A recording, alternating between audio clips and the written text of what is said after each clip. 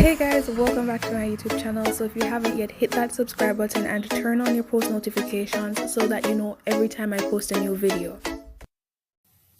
Alright, hey guys, welcome back to my channel. So the other day, one of you sent me this paper, the 2017 Unit 1 Chemistry Cape paper, and asked me to go through it. So that's what I'm going to do. It's 3:39 right now, so if you're watching this, that means I had made it through the video without falling asleep. Like, you're rough on my side, bro. But let's see what we have here. Alright, so number 1. Which of the following statements is not a part of Dalton's atomic theory? A. Atoms are indivisible. B. Atoms are characterized by their atomic number. C.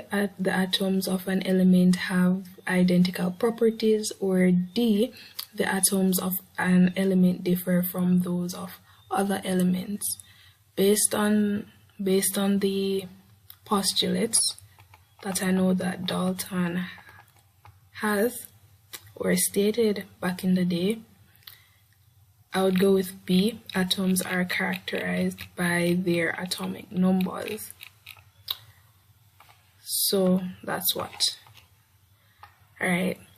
Which of the following factors is important in determining the stability of an isotope?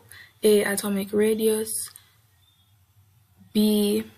Number of protons. C. The proton to neutron ratio. Or D. The proton to electrons ratio. Alright, so it's C. I'm sure you've seen this before, and what you want is the atoms to form, or the elements to fall within this area or region that we call the band of stability, or you want it to be close enough to a 1-to-1 ratio where the line would actually represent 1, so as this increases by the same factor.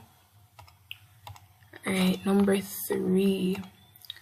Number 3 says the ionic equation for the reaction of magnesium and hydrochloric acid is as follows. So magnesium reacts with H plus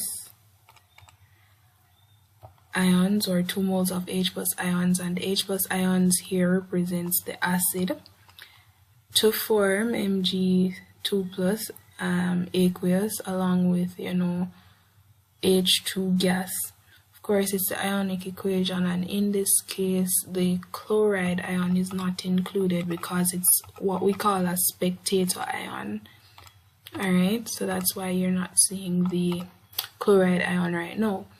The molar volume of a gas at RTP is 24 dm cube. So they're telling us that the gases were recorded at RTP rather than STP. So you need to keep that in mind when working out this question.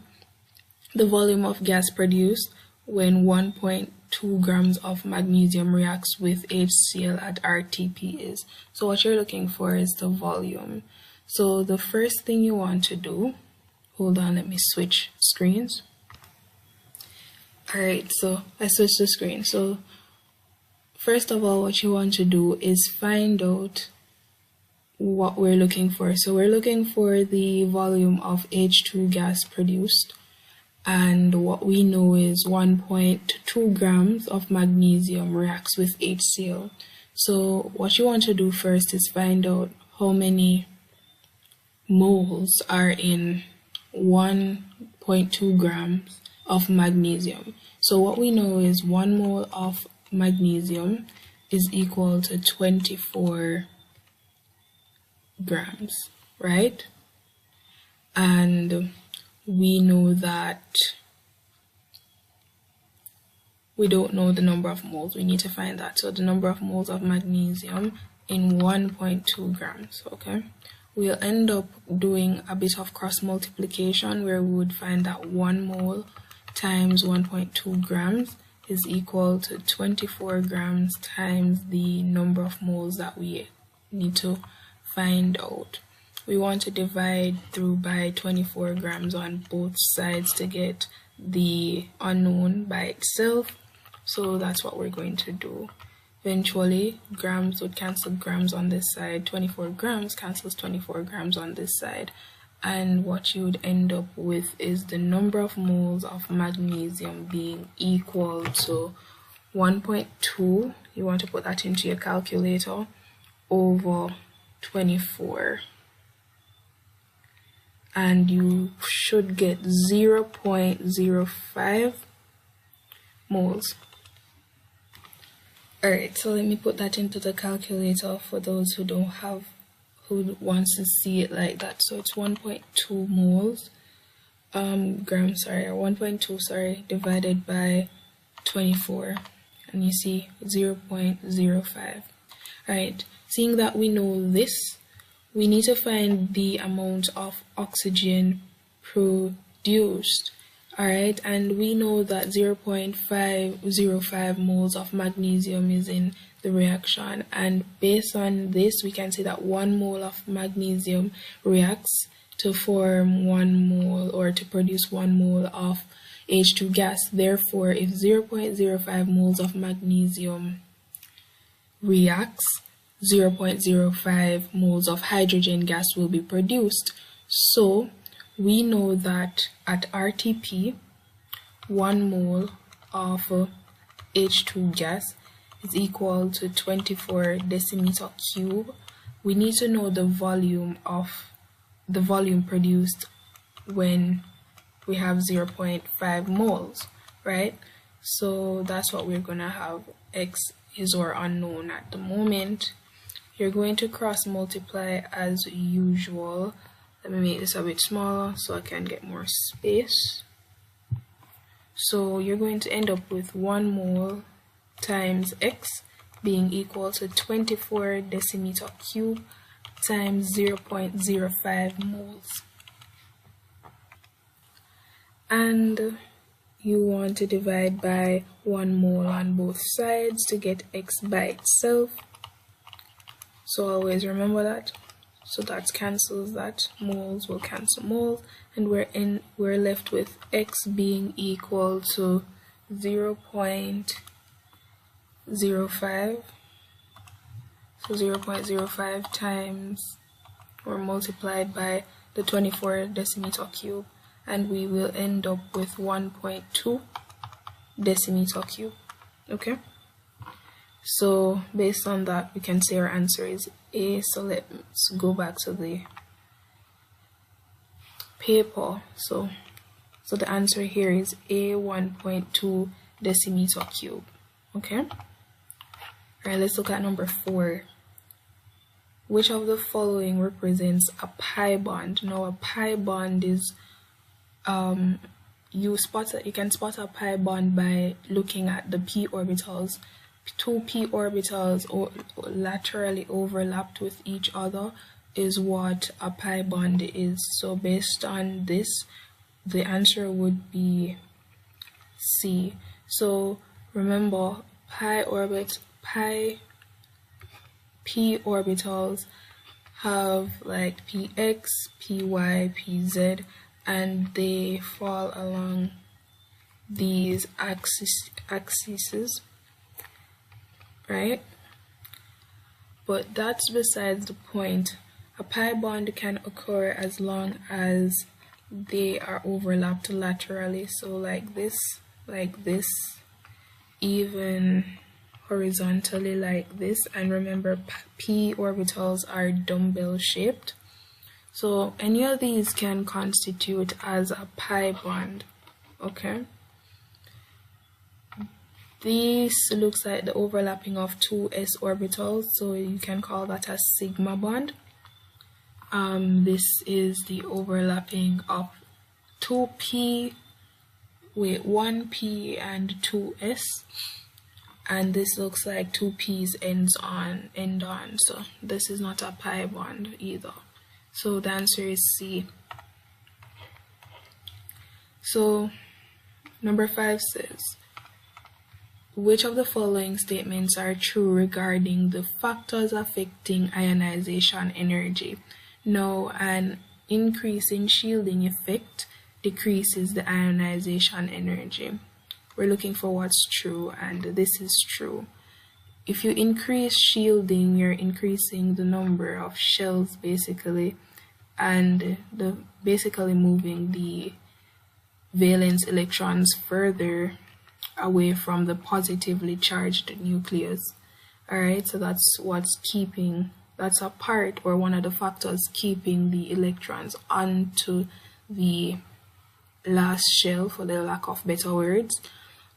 And increasing in shielding would basically be providing a repulsive force, because negative charges repel same charges repel each other, so the negative electron charge from another shell would repel the valence shell, and not the valence shell becoming further away from the positively charged nucleus. Well, of course, the positively charged nucleus will not have as strong of a pull on it. Now, an increase in the size of the positive nuclear charge decreases the ionization energy. No. If you increase the size of the positive nuclear charge, that means the charge on the nucleus, that means that the positive charge is getting bigger, therefore the force of attraction is increasing. So the force of attraction between the negatively charged electrons and the positively charged nucleus is increasing. So that would require more energy to remove the valence shell, therefore the ionization energy would increase rather than decrease. So this is not true. So an increase in the distance of the electron to be removed from the nucleus decreases ionization energy.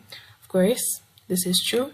If you increase the distance of the electron to be removed from the nucleus, that means that you're actually making the charge here, or the force of attraction between them, a bit less. So less energy would be required to remove the electron rather, the further away from the nucleus you get, or it gets. So the only true ones are 1 and 3. So that's what we're looking for, and that seems to be B. Alright, very good. Number 6. Alright, here we go. Number 6 refers to the data in the following table, and we're given the table here, and we are required to, based on the data in the table above, the relative isotonic mass of lead is. Alright,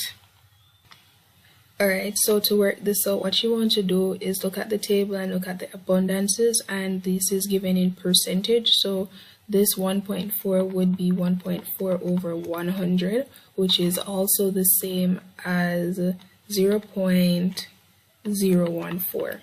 Okay, so keep that in mind. So in the equation that I'm going to show you, you can either write it as 1.4 over 100, or you could write it as 0.014. I'm going to write it as 0.014 because it would be easier for me to put it in my calculator at the moment.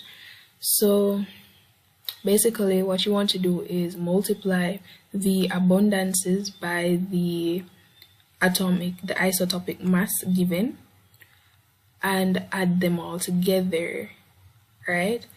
So first you're going to have 0.014, or of course 1.4 over 100 times the isotopic mass for that is 204, plus this is 24.1, so this in percentage is either 24.1 over 100 or 0.241 times 26, because the isotopic mass for that is 206.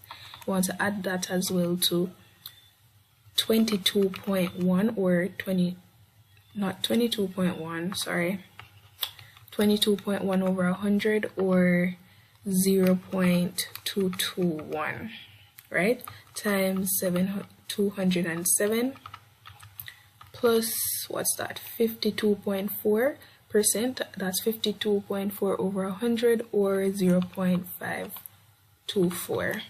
And you want to multiply that by the isotopic mass given, which is 208. And you should get the relative isotopic mass by completing this. So in brackets, 0.014 multiplied by 204 plus 0.241 multiplied by 206, and close that bracket, plus what's that, 0.221 multiplied by 207, and add that to what we have, 0.524 multiplied by 208, and close that bracket, and it's equal to 207.241. And here we have it, 207.24, and that's B, 207.24. So back to this, our answer would be B, which is 207.24.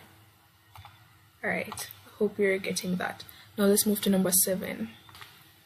So it says, which of the following structures correctly illustrates the coordinate bonding between BF3 and NH3? Alright, so first, when you're looking at coordinate bonding, what you want to find out is which atom or which element has the lone pair of electrons to share, and which element or atom has the space to accommodate that pair of electrons. In this case, given hydrogen, nitrogen, boron, and fluorine, nitrogen has the lone pair to donate or share. So nitrogen would be sharing, has the 2 electrons to share, and boron has the space to accommodate it. So basically, when you're looking at coordinate bonding, the arrow points in the direction of the one receiving the shared pair. So from the one that's given, so basically in this case nitrogen would be the one sharing and boron would be the one accepting, so that the arrow would point from nitrogen to boron. So A is not the answer. And B, fluorine doesn't have a lone pair to donate, and nitrogen doesn't have the space to accommodate it, so it cannot be that either. Here we have nitrogen to boron, so our answer looks like C. So you can see that nitrogen to boron, right? Nitrogen to fluorine. Fluorine doesn't have the space to accommodate it, so for number 7, our answer is C. Alright, let's look at number 8. Now number 8 says, from the data above, it can be deduced that X is a group 1 metal. Alright, why is it a group 1 metal? If you look at the ionization energies, you have this in the 100, so this is around 400, and then this goes all the way up. The second ionization energy, of course it's supposed to increase, but this large gap as compared to the gaps here would tell you that it moved to another energy level rather than to taking another electron from the shell. Shell is used interchangeably with energy level. Alright, so what was I saying? Yes, so this big jump would tell you that it's moving to another energy level rather than being in the same energy level as 2 to 5. Right? So that means that it only removed one valence electron, and that valence electron would mean that it is a group 1 element, right? If it's a group 1 element, it's a group 1 metal, because all the elements in group 1 are metals, right? So that was a simple one, I guess. All right, now here we go.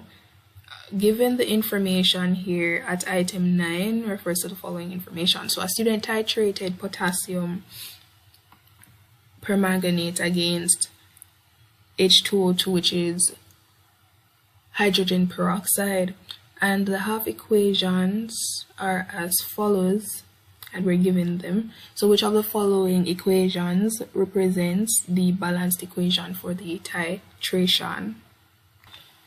Alright, so they gave us the two half equations. So what you want to do is look at them and look at the number of electrons on each side of the arrow. If you happen to get two equations where the number of electrons are on the same sides, just flip one of the equations around. Okay, so now, seeing that we have electrons on the left of the arrow here, and the right of the arrow here, we are fine. We don't have to flip anything. So what you want to do is get the number of electrons the same. So to do this, I will multiply this by 5 and the top one here by 2. So let's rewrite these equations and see what we have. Now, MnO4, so we'll end up with 2MnO4 minus 8 in its aqueous state, of course. 2 8s is 16H plus, aqueous, of course. 2 5s, 10 electrons, and put your arrows, remember them. Then you'll have 2Mn2 plus, right? And 2 4s, 8 H2O in its liquid state. Alright, now move to the second equation where we have to multiply it by 5. So we'll end up with 5H2O2, which is 5 hydrogen peroxides. And the arrow comes a bit earlier this time, but we'll have 5 O2s and 2 5s, 10H plus, and 2 5s, 10 electrons. What you want to do is do a bit of cancelling now. 10 electrons cancels 10 electrons, alright? Now look what else we have in common within both equations that are on opposite sides of the arrows. Okay, here we have 10 H plus, but we have 16 here. It won't cancel out everything, just 10, so we'd be left with 6 H plus ions, alright? Mn2 plus is the only Mn2 plus in this entire thing, and I think we're done with that part. Now what you want to do is rewrite the entire equation into one by combining all the things on the left side in one on the left side and all things on the right side in one on the right side. So what I mean by this is you'd rewrite everything by saying, alright, 2MnO4 minus plus 6H plus, and that's it, plus 5 from here, the 5H2O2, and that's the only thing on the left side for these.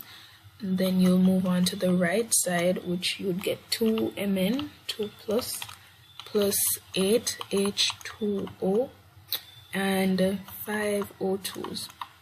Okay, what you want to do now is look for this answer.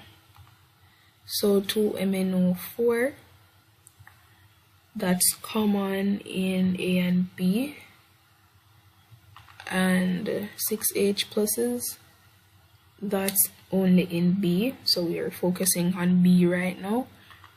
5H2O2s, that's there in B as well. Now let's move to the right side of the arrow. 2Mn2 plus, that's there. 8H2Os, yes, and 5 O2s. So your answer for this is B for number 9. Alright, number 10. The shape of the complex ion is, given that it's the coordinate number is 6, it's octahedral. Alright. Alright, so which of the following groups of solids contain substances that all have giant structures? Alright, the answer for this, based on what I'm seeing, is C. silicon dioxide, sodium fluoride, and iodine. Alright, let's move a bit further to 12. So item 12 refers to redox reactions including chromium compounds. Okay, what is the oxidation state of chromium in each compound?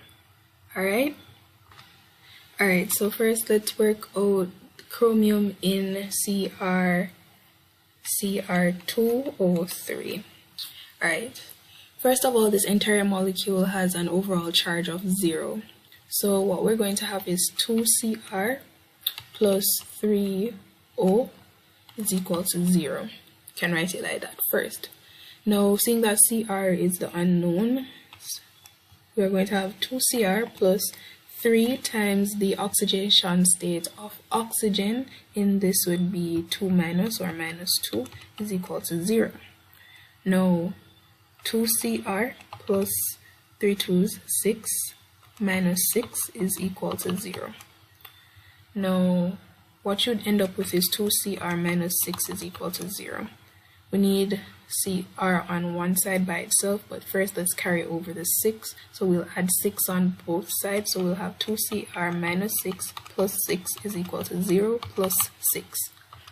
Right?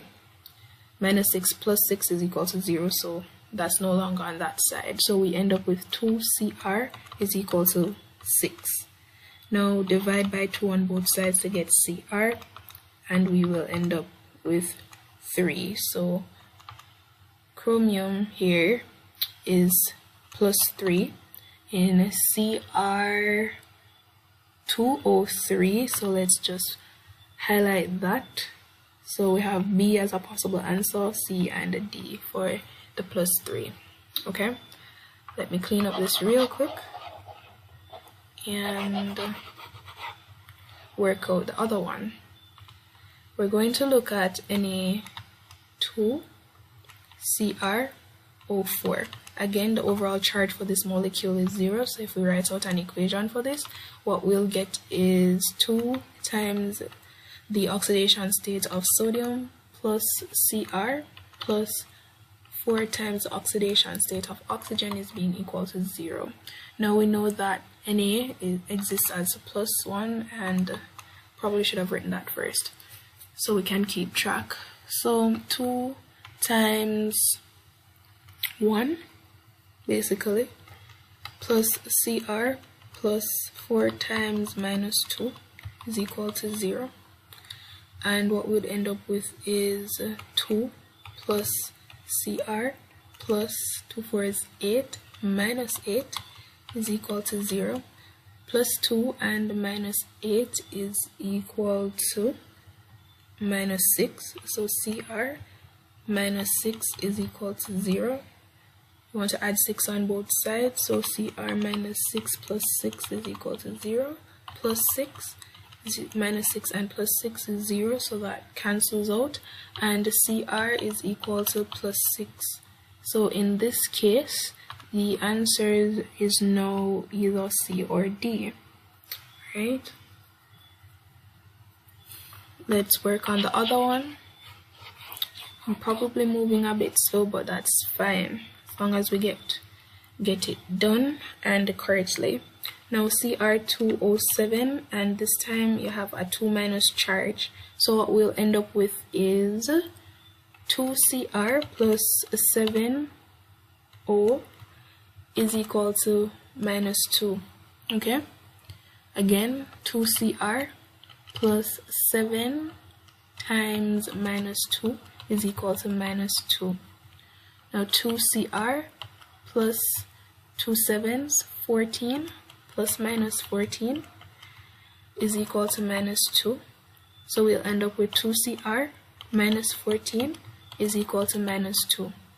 We want to add 14 on both sides, so what we'll have is 2Cr minus 14 plus 14 is equal to minus 2 plus 14. Okay, that cancels out because minus 14 plus 14 is 0.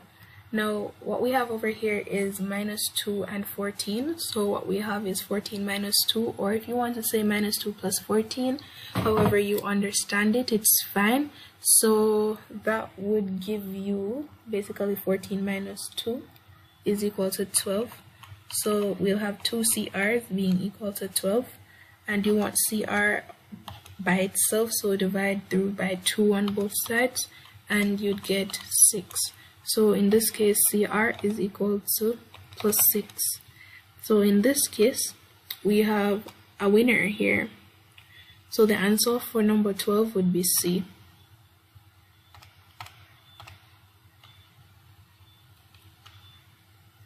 Alright. Number 13. Number 13 refers to the following diagram, which represents the Born-Haber cycle for sodium chloride. Each heat change is associated with a capital letter labeled L to Q.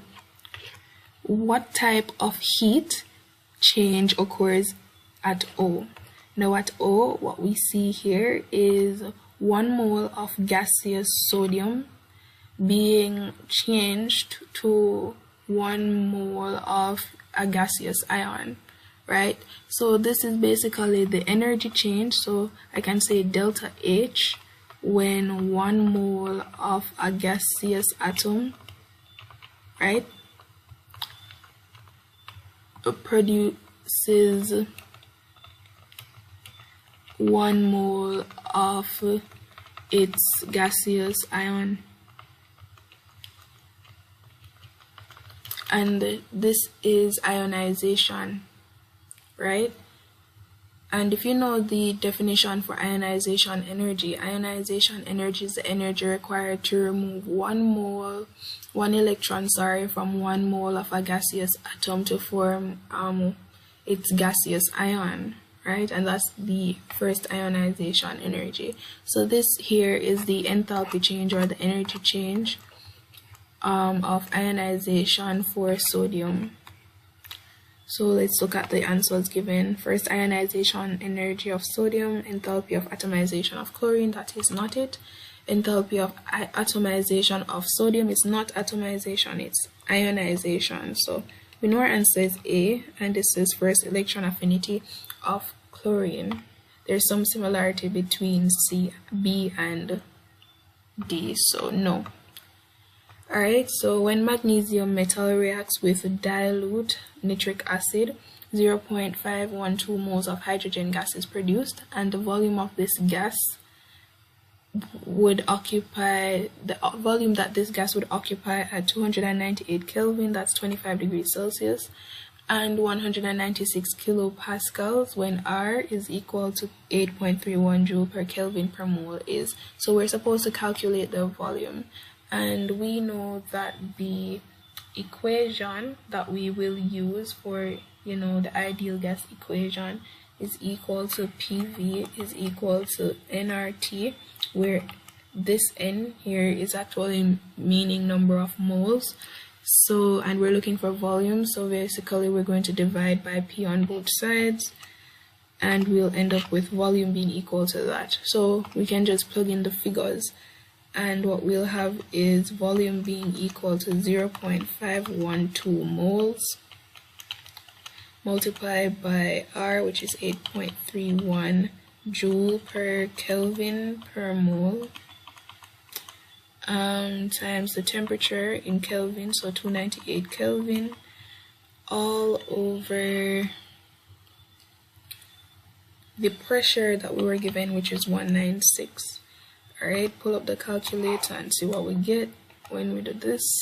So basically 0.512, right, multiplied by, oh my god, let's try that again. Alright, 0.512, close the bracket, multiplied by 8.31, that's what we have, right? Yep, multiplied that now by 298, and close the bracket entirely and divide that by 196 and we get 6.469. Let me stop it right there. So the answer for number 14, the closest answer is B. Alright, so that's that. Number 15, which of the following diagrams best illustrates the line emission spectrum of hydrogen? Alright, so first of all, we're looking at wavelength here and frequency. So this isn't the symbol for wavelength, that's actually gamma and not lambda. And we're looking for lambda, which is basically this, right? So first of all, we need to look, this would have been correct if the symbol here was correct, because as we move in the frequency should increase, so the lines should be getting closer together. So the answer for this is A for number 15. Number 16, which of the following phrases does not define the rate of a chemical reaction? Now the rate of a chemical reaction tells you the rate at which or how fast, should I say that, how fast or how quickly the concentration of the reactants decrease and how fast the concentration of the products increase, or basically the rate of consumption of reactants, so, and the rate of formation of products. So basically, let's look at the answers. A, the rate of consumption of the reactants, that seems feasible. The rate of formation of a product, that also seems feasible. The rate of consumption of a product. Products consumed, I don't think so, but let's look at the other one. The change in concentration of the products with respect to time, and that seems okay as well. So the answer for this is C. Alright, here we go. Rates of reaction. Alright, so item 17 refers to the following, which shows the rate results for the reaction A plus B produces C. And we are looking at a table here where we see 3 different experiments done, and we're given the concentrations with respect to A and B, as well as the rate of the reaction with each experiment. Now we're supposed to calculate the overall order of the reaction. To do this, we'll need to find out the order of the reaction with respect to A and the order of the reaction with respect to B. And let me show you how to do that. Alright, so we're back with this. So first of all, let's work on the rate of the order of the reaction with respect to A. So what you want to do is look at the B column and find out where the concentration of B is the same. So in experiments 2 and 3, the concentration of B doesn't change, so that's the one that we'll use to find the order of the reaction with respect to A. Alright, so we'll look at experiment 2 and 3 and see what happens to A. And so we can see that the concentration of A at experiment 2 was 0.10, and at experiment 3 it's 0.20, and we can see that it is doubled, right? Concentration is doubled. But if you can't see that by just looking at it, what you can do is always put the second number first that you're working out. So 0.20 divided by 0.10, and there you go, 2. What you want to do now is write concentration of A, basically, to keep track of which one you're working out. 2 to the x is equal to, now we're going to look at the rate, and the rate here we can see as usual, right? I think this is doubled as well because 32 plus 32 is 64, but let me show you how to work it out. You can put 0.0064 divided by 0.0032, okay, and it's 2 as well. So basically now 2 to the x gives you 2 to the x is equal to 2, what is x? 2 to what power gives you 2? Basically 2 to the first power, x is equal to 1, because 2 to the first power gives you 2. So the order of the reaction with respect to A is first order. Alright? We know that much. Now let's look at the order of the reaction with respect to B. It's the same principle. Look at the column A and see where the concentration is held constant. So 0.10 and 0.10 here, so can use these two values. So here the concentration of B changes from 0.1 to 0.2, so it's doubled just as in 2 and 3 here. So it's 2 to the x is equal to, now here the rate of the reaction does not change. So basically 0.003 into 0.003 is 1. So 2 to the x is equal to 1. So 2 to what is equal to 1. And here we have 0 because 2 to the 0 is equal to 1. So the order of the reaction with respect to B is 0 order. Alright? And now that we know that, we can add the orders, so 1 plus 0, to get the overall order of the reaction, which is first order. Okay? So now that we know that, number 17 is B, first order. Alright? Now number 18. In a standard hydrogen half cell, a platinum electrode is used to release a hydrogen gas into the solution. No. First of all, the platinum electrode is used because it is inert, so it doesn't take part in the reaction. So you're looking for anything along those lines, okay? So acts as an inert metal connection to the H2H plus system. That sounds like it, but let's read the other options. It allows platinum ions to go into solution, or it reduces the surface areas, which allows an equilibrium to be established. Alright, no and no. No and no. The answer for this is B. 18 is B. Alright, here we go again. This is number 19. So the rate equation for the reaction seen here is given as rate is equal to K times the concentration of HI squared. So at 629 Kelvin and a concentration of 2 mole per dm cube, the rate of decomposition of HI is equal to 24.0 times 10 to the minus 5 moles per dm cube per second. Okay, now we should calculate the rate constant of this reaction. Alright, so first of all, you can write out your rate equation where they told you that the rate is equal to K times the concentration of HI squared. I could have written that better, I apologize. So we're told that the concentration of 2.0 mole per dm cube, so the concentration of HI here is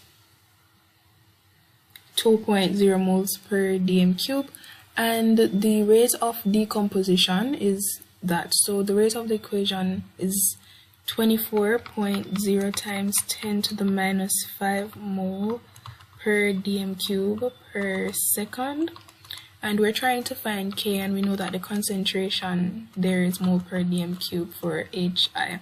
Okay, so what we'll end up with is 24.0 times 10 to the minus 5 moles per dm cube per second, that's always the rate, is equal to K, which we don't know, so perhaps I should put K in another color just for color's sake, and times the concentration of the 2.0 mole per dm cube squared. Alright, what you would end up with now is 24.0 times 10 to the minus 5 mole per dm cube per second being equal to K times 2.0 So squared, I should have squared that instead of writing 2.0 times 2.0. 2 is 4. So 4.0 mole squared per dm to the minus 6. Okay? Now what you want to do is divide by that number, the 4.0 mole squared per dm to the minus 6 on both sides, so that we get k by itself. 4.0 times 10, why am I putting times 10? 4.0 mole squared per dm to the minus 6. Alright? And let's work out units first to make sure everything is easy. Now mole on top will cancel moles on the bottom, but we'll be left with 1 mole on the bottom. Now dm cubed cancels dm to the minus 6 and gives you dm to the minus 3. Now seeing that dm to the minus 3 is on the bottom now, this would be flipped and we would get dm cubed, and mole here is on the bottom, so instead of mole we'd have per mole. Okay, so keep that in mind. Now what you want to do is work out your actual value, seeing that we got the units down pat. So our values are 24.0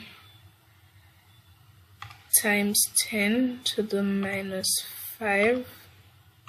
Whoa, I think I used the wrong e. It's exponent e, sorry. 24.0 times 10, sorry, to the minus 5, and that would be divided by 4.0. That's also not correct.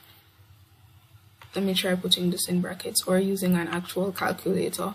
4.0 times 10 to the minus 5. Alright, yeah, I'm gonna use our normal calculator. Or give me a sec, let me pull up a calculator online. Alright, here we go. So 24.0 times 10, where is it? To the minus 5 divided by 4.0, and that's equal to 0.00006, which is also 6.0 times 10 to the minus 1, 2, 3, 4, 5, 10 to the minus 5. So here we got. So we have 6.0 times 10 to the minus 5, and our units that we had worked out is per mole dm cube per second. You can't forget the per second that was there. So yes, and everything seems to check out, so it's A. Now number 20 says the reaction 2AB gas gives you A2 gas and B2 gas, has the Rates law. R is equal to KAB and its half-life is 253 seconds. Then the value of the velocity constant K at the temperature of the reaction is, alright, so first of all, half-life T half is equal to 0.693 over K. Alright, and we are trying to find K. Now what you want to do is put K times T half being equal to 0.693 and divide through by T half or the half-life on both sides, and that would give you K. Now K would therefore be equal to 0.693 divided by 253 seconds.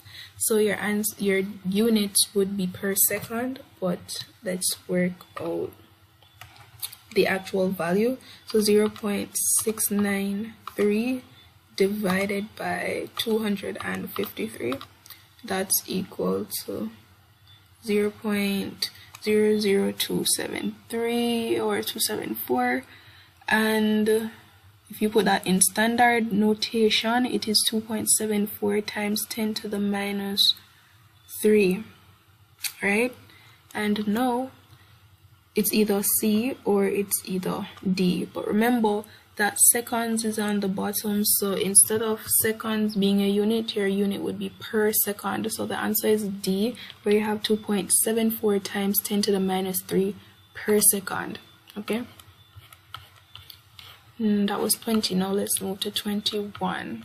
Now equilibrium is established in the reaction X aqueous plus Y aqueous produces Z aqueous, and if the equilibrium concentrations are the concentration of X being 0.2 mole per dm cube and Y being 0.3 moles per dm cube and Z being 0.6 moles per dm cube, which of the following is the value of the equilibrium constant Kc?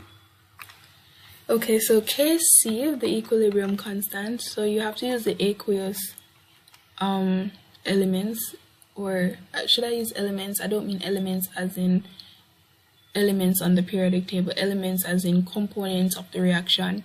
So you use the aqueous ones, and Kc is equal to the concentration of the products divided by the products of the reactants. So X, the concentration of the reactants, so concentration of Y times the concentration of X.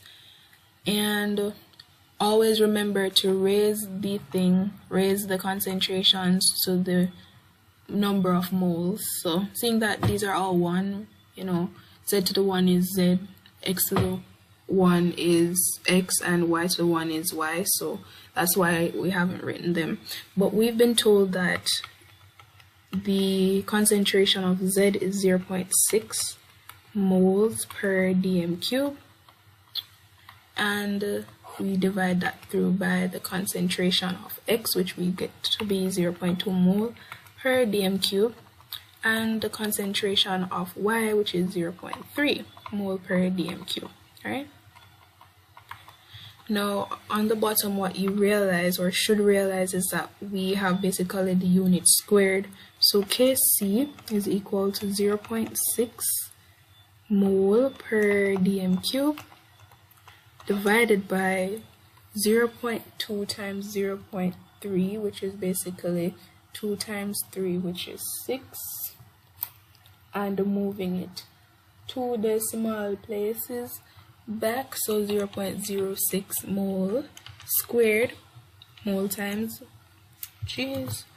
moles times moles, and dm cube times dm cube, so it's dm to the minus 6 this time. And of course, cancel out your units first, figure out that first and foremost. So you have 1 mole, and dm to the minus 3 cancels this and leaves 3 basically. So you'd have mole per mole dm cube, so dm cube per mole, and 0.6 divided by 0.06. If you put that in the calculator, 0.6 divided by 0.06, that's 10. So our answer is 10 for Kc is 10 decimeter cube per mole, or I could say per mole decimeter cube, but whichever, it doesn't really matter which way you put it, but it's just more comfortable for me to say dm cube per mole. Alright, so let's look if we can find that 10 dm cube per mole. Here they have mole per mole dm cube, so the answer is D. But don't let these units thing trick you, because say they have 10 mole per dm cube, but it's per mole dm cube, okay? Now, cytochrome oxidase is an enzyme needed in living things for the efficient metabolism of food in order to obtain energy. Traces of copper in the diet are needed in order to catalyze this reaction. Copper can catalyze this reaction due to its ability to form complexes. Alright. Now, a sample of freshly squeezed orange juice has a pH of 3.76. God, I apologize. 3.76, that's it. pH of 3.76. The H plus aqueous concentration of the juice in moles per dm cube is. Now we know that the pH, or the formula for pH, is equal to minus log to the base 10, of course, times the H plus ion concentration. So in order to find the H plus ion concentration, we want to take the antilog of the minus the negative value of the pH given. So in this case, what you want to do is put antilog minus 3.76 into your calculator. So if you don't know how to do the antilog thing on your calculator, that's basically holding shift, and for most calculators you hold shift and then the log button, and then you'd see 10 raised to an empty space come up, and in the empty space that's where you'd put your figure, like the minus pH value, the negative sign, then the pH value. So in this case, seeing that I cannot find an antilog thing on this, so I'll just say 10 to the minus 3.76. Alright, and the answer for that is 0.000174. That's 1.74 times 10 to the minus 4. So there you go, 23 is B. I've been going at this for a while, right? So which of the following expressions represents the solubility product of iron 3 hydroxide? Now, iron 3 hydroxide is Fe bracket OH bracket 3. And so the solubility product, KSP, for this would be equal to the concentration of the Fe3 plus ions times the concentration of the OH minus ions. And I think this would be cubed. But let us look first how I would have gotten this cube. Now the basis or the principle of the solubility product is saying that whenever you put an insoluble salt or a sparingly soluble salt in liquid or an aqueous solution and have it concentrated, it must or it will dissolve to some degree, even if it's just by a tiny amount. So in the solution, what you would have is FeOH bracket 3 solid, you can, I guess. Then an equilibrium would be set up, and what you'd have is Fe3 plus ions, and of course you have to have 3 OH minus in order to balance the equation. So that is where the raised to the power of 3 comes from. Now you cannot have the 3 here, it's not supposed to be there, and neither is it supposed to be there. And you should not divide by the reactant, because that would be what would do if we're looking for KC, and even if we were looking for KC, this would be solid, so you still wouldn't be dividing by that. So that's not correct either. So what we're left with is this that we have already deduced and know that that's the answer. So A is the answer. A tip when you're doing multiple choice, you can actually you should actually get an idea of what your answer should be before looking at the answers given. It lessens the probability of you making a mistake. Now, items 25 refers to the following graphs for the reaction of P plus Q plus R, giving you some sort of product. Now, the rate equation for the reaction is, now we see that P, as the concentration of P increases, of course P is the independent variable here. How does the concentration of P increasing affects the rate? We see that they increase proportionally. So this tells us that once the concentration of P increases, the rate of the reaction increases by the same factor. So if P increases by 1, the rate of the reaction rather increases by 1 as well. So it tells me that P is first order. And here we have Q. Now we have the concentration of Q increasing and the rate of increasing as well. But then this shows an exponential curve. I think that's what they're called. I didn't do maths. Anyways, the thingy, it increases this way So this is telling us that when Q increases, the rate increases by the square of Q, and so you will get a graph looking like this. So you can know that Q is second order with respect, the rate of the equation is second order with respect to Q, and this further proves it because Q squared against the rate against Q squared gives you a linear function here. So as the concentration of Q squared increases, the rate increases as well. So this further proves that it's second order, because once you square Q and have that, you should be expecting a straight line graph if you had confirmed here that Q increases and you actually have the rate increasing by the square of Q, right? Now for R, you can see that where R increases, the rate is unaffected, so that's zero order, and that's just the rule for zero order. The rate is unaffected by the change in concentration of the reactants. So we can say that P first order, so the rate is going to be equal to the rate constant K times the concentration of P to the 1 and the Q to the second power and R to the 0 power. Now what you would end up with is rate being equal to K times the concentration of P. We don't have to put back the 1 because we don't do that. Q to the 2 or Q squared, and R to the 0 power is 1, so you wouldn't even put back R in the equation. So the rate equation is rate is equal to K, P, concentration of P times the concentration of Q squared, and that seems to be B for me. Okay, now let's move down to 26, and it says which of the following aqueous reagents can be used to distinguish between soluble carbonate and soluble sulfate.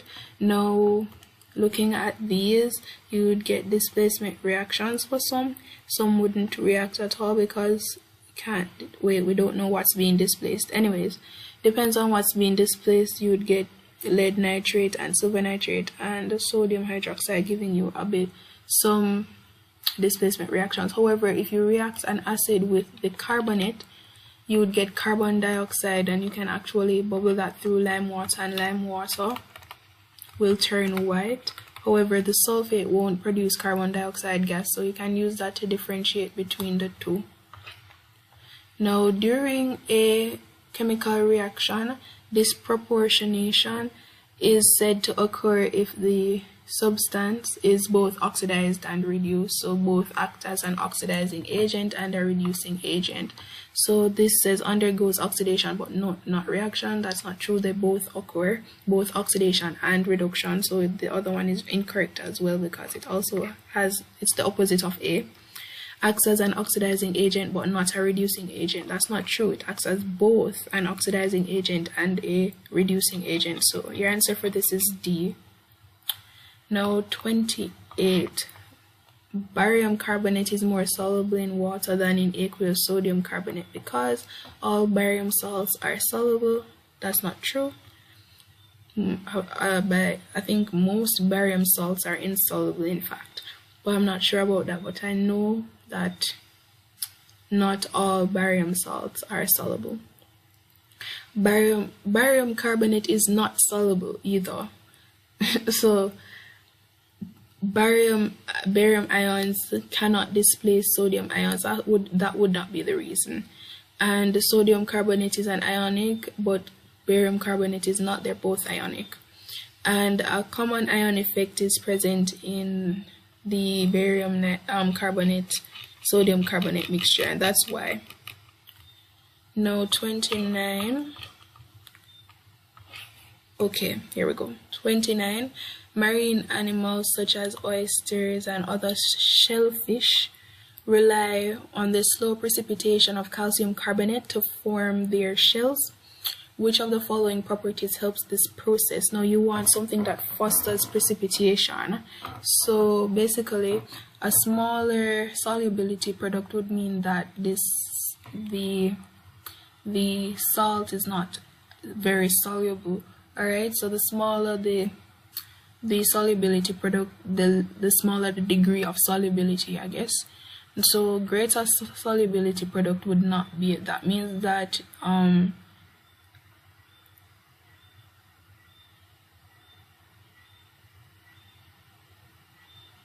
there wouldn't be much precipitation.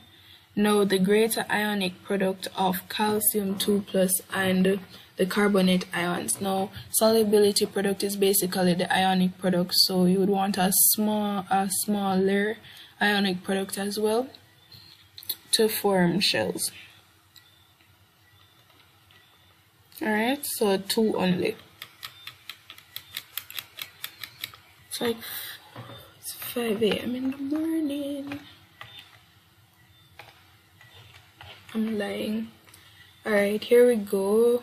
So the standard electrode potential of tin is given by this E0 value, which is minus 0.14 volts. Now, in which of the following equations is the metal unable to reduce tin 2+? Now you want to find out which one would be the cathode versus the electrode, and the cathode would be the more negative electrode, right? So they usually tell you to find out the more negative minus the more negative, the more negative minus the less negative value, or you can say the cathode minus the anode, or the reduction, the cathode in which reduction occurs minus the cathode in which oxidation occurs, right? And if you're going to do that, the more negative electrode is the more reactive element, right? So you can use the reactivity series to actually figure this out. And how I remember it is with this little acronym, mnemonic, sorry. Please stop calling me a cute zebra. Instead, try learning how copper saved gold. So that's silver, that's copper, that's hydrogen, that's lead, that's tin, that's iron.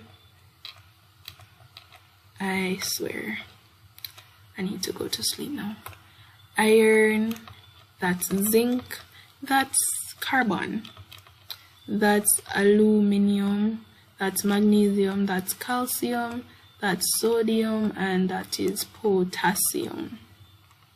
Alright, now of course the higher up you go, the more reactive the element is. So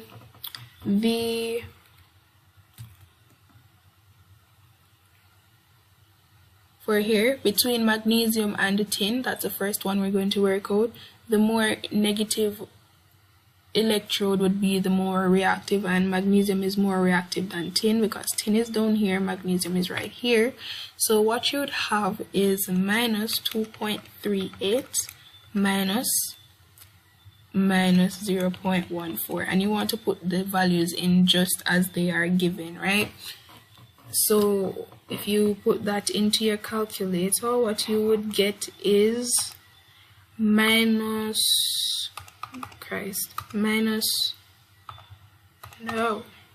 kinda hate this calculator, minus, what's that, 2.38, right, it's not working out. Let's try this one. Alright, minus 2.38 minus open bracket minus 0.14 and close the brackets, and what you have is minus 2.24, right? It's still a negative value, that means it's not feasible. So let's try iron. Iron is also more reactive than tin, so of course that would be the cathode. So we would end up with minus 0.44, as in minus 0.44 minus 0.14. You'd end up with a negative number as well, because if you just look at this, this would turn into plus 0.14, and it's still, the negative number is larger, so it would be a negative number. But I can put it into the calculator, and you see, minus, what was that, 0.44 minus, let me get 0.14. See, you get 0.3, and it's a negative number, so negative 0.3. So that's also not feasible. So B is also, wait, you're going to look for the one that will give you a positive value, E naught value, okay, and that would be the metal that is unable to reduce, tin. Alright, so yes, so the feasible reaction would be the one that wouldn't be able to reduce tin. Yeah. So this one, zinc and tin. Zinc is higher in the reactivity series, that means it's a more negative one, so that would be the cathode. And you would end up having your equation being minus 0.76 minus 0.14.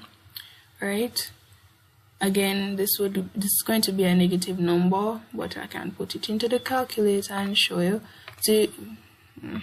Minus 0.76, yep, I think that was it, minus 0.14 minus 0.62, as I said, was going to be negative as well. Lead is higher than tin, is it? No, it's actually lower than tin.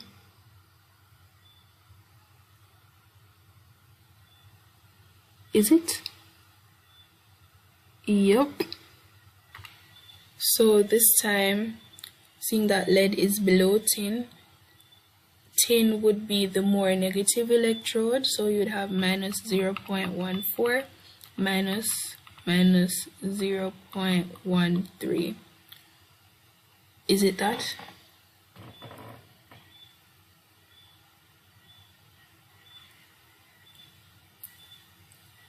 Hold on. Yes, I was correct. I don't even know why I even budged at the numbers, but 0.14 minus 0.13. No, it's the other way around. Minus 0.13 minus 0.14. And if you put that into the calculator, what you're going to get is, let's see, minus 0.13 minus 0.14. Finally, a positive number, so 0.01. So your answer for this is D. My God. Alright, so which of the following ions has the greatest polarizing power? Now, the one with the greatest polarizing power would be the one furthest to the top and furthest to the right of the periodic table. So given that lithium, calcium, beryllium, and strontium, these are all ions, but consider them elements for now to help you work this out. So lithium is in group 1 and these are in group 2, the others are in group 2, so of course they would be further to the right, so lithium is also the picture for now. Now we are going to look at which of these group 2 elements would be the highest. Strontium would be the lowest, so that's decreased, not decreased, that's not the answer. Now we have to determine between beryllium and calcium, and beryllium is highest, so that one would have the greatest polarizing power. 32. Which of the following chlorides of group 4 elements is the best electrical conductor? So it's basically the one with the most ionic property. Now, lead chloride, silicon chloride, germanium, and chloromethane, tetrachloromethane. Now, carbon is a nonmetal and it bonds with chlorine, this nonmetal, so it's covalent. Germanium is a metalloid or a semi-metal. So yes, a metalloid, so that would also be covalently bonded. And so is silicon, and lead is a metal bonded with a non-metal, so this one has the most ionic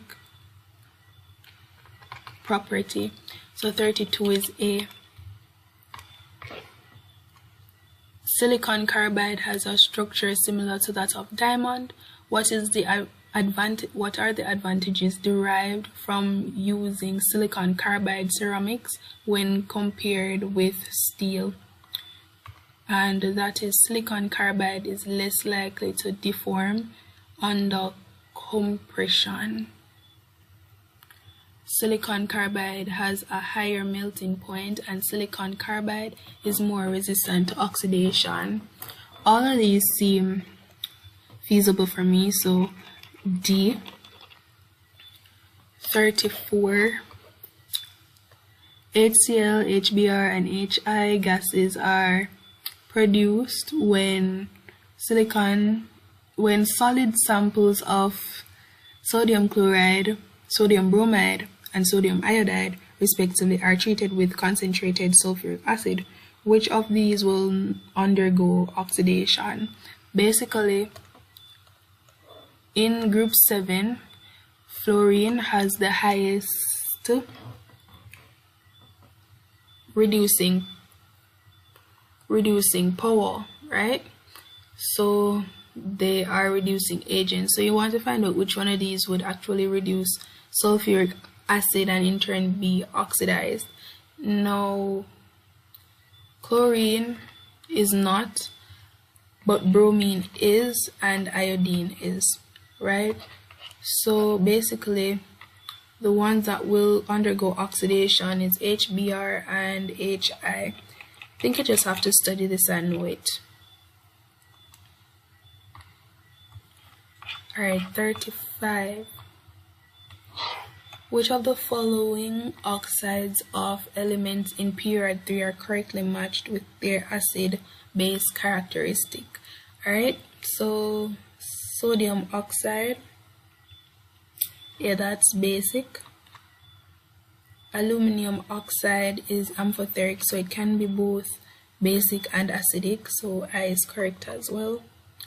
Phosphorus 5 oxide, as you go across the period, the acidity increases, or acidic properties, so 3 is also correct, so 1, 2, and 3.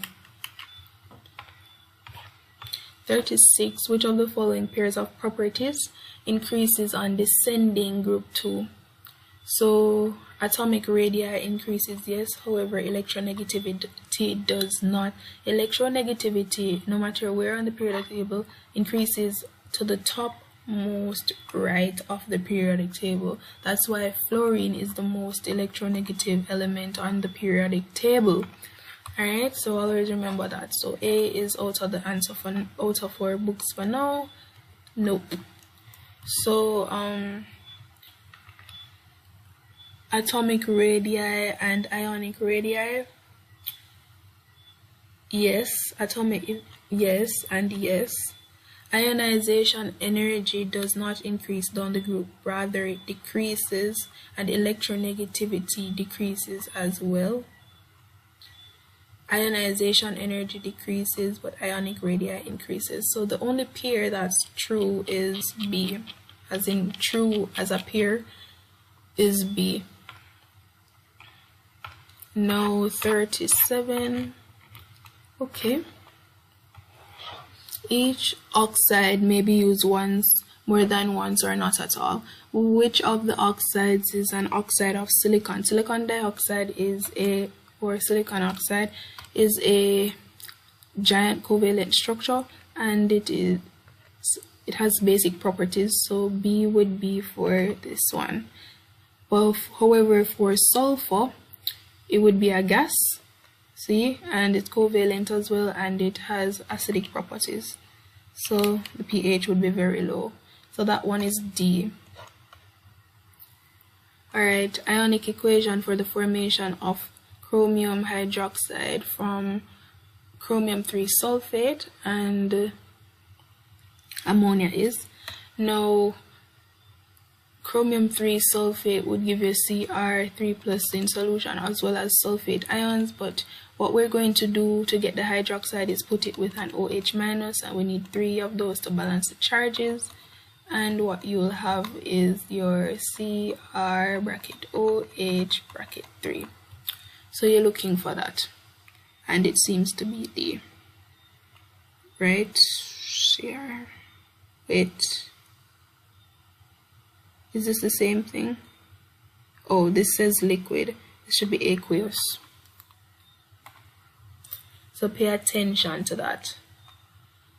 Which of the following properties does not describe transition elements? Transition elements form complexes, yes, show variable oxidation states as very true, are often referred to as non-magnetic. That's not true. They're either paramagnetic,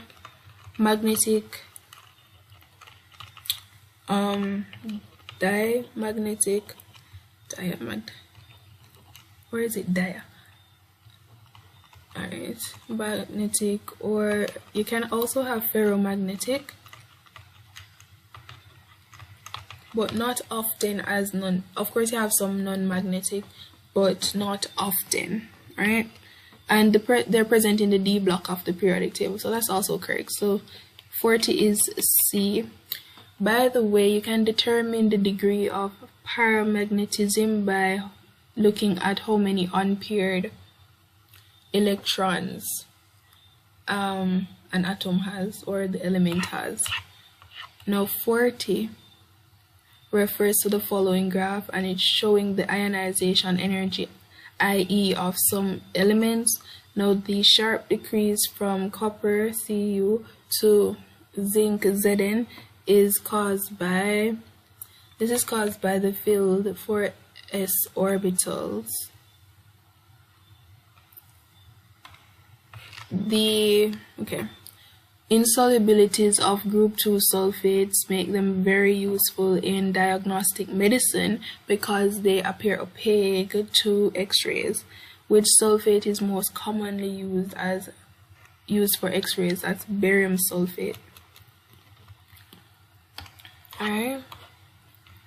Now, elements can be classified by their response to externally applied magnetic fields as diamagnetic, paramagnetic, and non-magnetic. Which of the following elements is considered to have a high degree of paramagnetism? The one with the highest degree of paramagnetism would be the one with the most unpaired electrons. So if you write out the electronic configuration for calcium, you would be able to tell that it has no unpaired electrons. Alright, because it is 1s2, hope this all fits, 2s2, 2p6, 3s2, 3p6, and a 4s2. Remember, you start filling the 4s first. That's for calcium. Now, cobalt has an atomic number of 27, so it will start from 4s2, and 3d7. Now the d orbital can hold 1, 2, 3, 4, 5. So what you do is 1, 2, 3, 4, 5, and then you start pairing them, 6, 7. So right now we have 3 unpaired electrons. For scandium, it's 21, so it's basically calcium, then 3d1. And that's 1, 2, 3, 4, 5 as well, and 1. You only have 1 unpaired electron, and the rest of the orbitals aren't filled, so those won't count as unpaired electrons. Zinc has a completely filled 4s and 3d, so that wouldn't be the answer either. So we are looking at cobalt with as the winner with 3 unpaired electrons, as opposed to scandium with only 1 unpaired electron. Okay, now which of the following compounds would produce the lowest pH when 0.5 moles is bubbled into 1.0 liter of water? It's a habit to put decimals on these numbers, I'm sorry. Now these are acidic. They have acidic characteristics, so we have to take those out. So A and B are out for now. Now we have calcium oxide, and Na2, which is sodium oxide. Now which one would have the lowest pH? The lowest pH would be the furthest over to the left. So sodium oxide. And this is, and if you were given another group 1, let's say you were given potassium oxide, this would be more basic than sodium oxide. So basically the more basicity increases down the group and basically to the left of the periodic table. So you can remember that. The last one, 45. Finally, what deduction can be made from the following reactions of iodine and chlorine with sodium thiosulfate? And we see that I2 aqueous reacts with sodium thiosulfate, and initially the charge on this was 0, but then this had moved to -2. So what happened? Was it oxidized or reduced? I believed it's reduced, so this would be an oxidizing agent, the iodine. And let's look at chlorine. Chlorine 0, but then it's -8 over here, so it's also reduced, but reduced to a greater extent. So I would say that chlorine is a stronger oxidizing agent than iodine, because both chlorine and iodine are not oxidizing agents. That's not true. Both chlorine and iodine show the same oxidizing power. Judging by the numbers, that's not true either. Iodine is a stronger oxidizing agent than chlorine. No, it isn't. The number is smaller. And here we go. 45 is A. So I hope that this was helped you to, get a bit of clarity on the questions. And if you have any, you can feel free to send them to me or message me and ask me to do them. Of course, I'll try to do them as soon as possible. I have been lagging, but we all have been doing some stuff, SBAs and IAs, stuff like that. So I guess I'm going to get some sleep before my class at 8 a.m. and hopefully be able to wake up by then. And yeah, so until next time, guys, you know what to do. Drop a like, hit that subscribe button, and of course, feel free to DM me if you need to. Alright, bye guys.